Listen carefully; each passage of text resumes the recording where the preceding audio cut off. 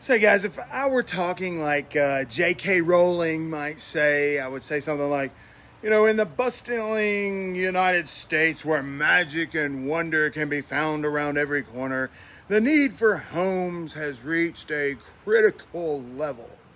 But in my East Tennessee born, Kentucky living best, I'll just say this.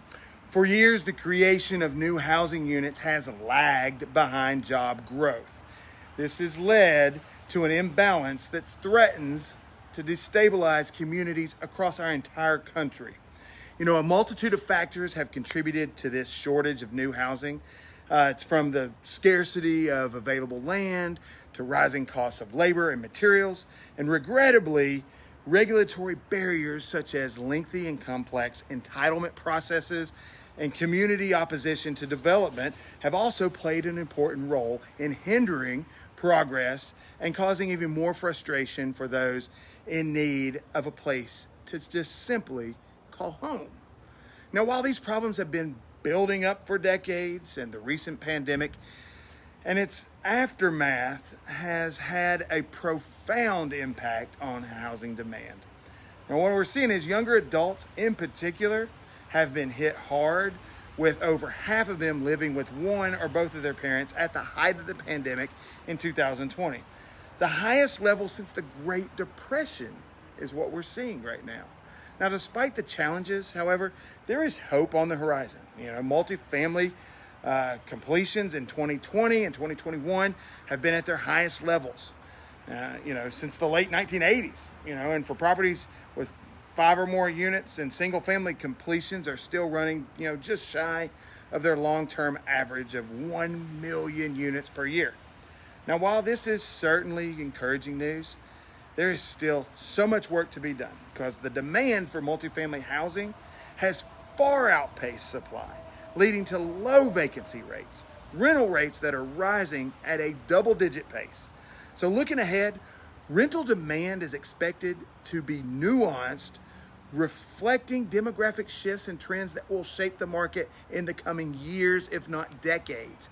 Now, one such trend is the aging of the population, all right? With the 55 plus cohorts expected to account for a large portion of rental demand in slow growing markets over the next decade. Now, meanwhile, 40% of net new demands throughout 2035 is projected to occur within just 3 states, Texas, Florida, and California.